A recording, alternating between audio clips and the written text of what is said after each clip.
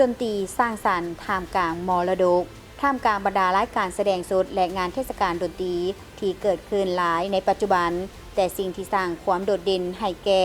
Forestival แมนพื้นที่บอนที่ดนตรีสมัยใหม่และความคิดสร้างสรรค์ได้ถูกรวมเข้ากันกับมรดกทางธรรมชาติของเวียดนามและมีคุณค่าทางประวัติศาสตร์อันเป็นเอกลักษณ์เฉพาะหลังจากมีความสำเร็จของฤดูกาลทำอิฐในปี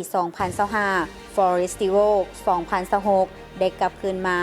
ที่เขตนิเวศวิทยาจางอานเพื่อเปลี่ยนธรรมชาติประวัติศาสตร์และศิลปะให้กลายเป็นผลิตภัณฑ์วัฒนธรรมที่โดดเด่นเมื่อคุณค่าทางวัฒนธรรมและมรดกถูกถ่ายทอดผ่านภาษาแห่งความคิดสร้างสรรค์ของยุคสมัยมรดกบ่เพียงแต่ถูกอนุรักษ์แต่ยังกลายเป็นแรงบันดาลใจให้แก่กิจกรรมวัฒนธรรมที่น่าสนใจ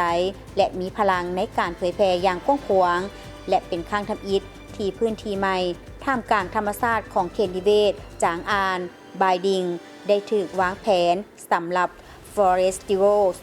2026 การเลือกพื้นที่ดังกล่าวนี้บ่เพียงแต่ตอบสนองความเพียงต้องการด้านขนาดของงานระดับนานาชาติเท่านั้น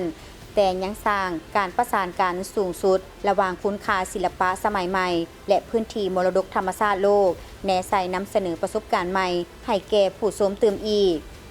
หัวข้อนักรบแห่งรุ่งอรุณเป็นหัวข้อของ Forestival ปีนี้บิงมิงแม่นชื่อของมนุษย์ในประวัติศาสตร์อายุประมาณ 1,200 ปีที่ถูกค้นพบอยู่แขวงหนิงบิงซึ่งได้สะท้อนให้เห็นคุณค่าทางประวัติศาสตร์ของพื้นที่นี้ดนตรีเป็นขัวเพื่อเสื่อมต่อคนหุ่นนุ่มสาวในปัจจุบันกับประวัติศาสตร์และปัญหาเกี่ยวกับการอนุรักษ์สิ่งแวดล้อมหนึ่งในบรรดาจุดเด่นที่เฮ็ดให้ Forestival แตกต่างกับงานดนตรีทั่วไปแม่นกิจกรรมที่จัดขึ้นเคียงคู่กับการแสดงในนั้นคือการปลูกป่าปีนี้โครงการจะสมทบกับสังคมป่าไม้เวียดนามฟื้นฟูเขตอนุรักษ์ธรรมชาติพื้นที่ป่าน้ำซุมหวานลองซึ่งเป็นบอนที่อยู่อาศัยของลิงก้นขาวหลายกว่า300 ตัวกิจกรรมดังกล่าวนี้มุ่งเน้นการฟื้นฟูถิ่นที่อยู่อาศัยและเพิ่มพื้นที่ปกคลุมด้วยพันธุ์ไม้พื้นเมืองงานเทศกาลดนตรีและความคิดสร้างสรรค์ Forestival ถือคาดหวังว่าจะสร้างการแสดงอันสุดยอดทางด้านเสียงแสงภาพภาษาและพลังของวัยหนุ่ม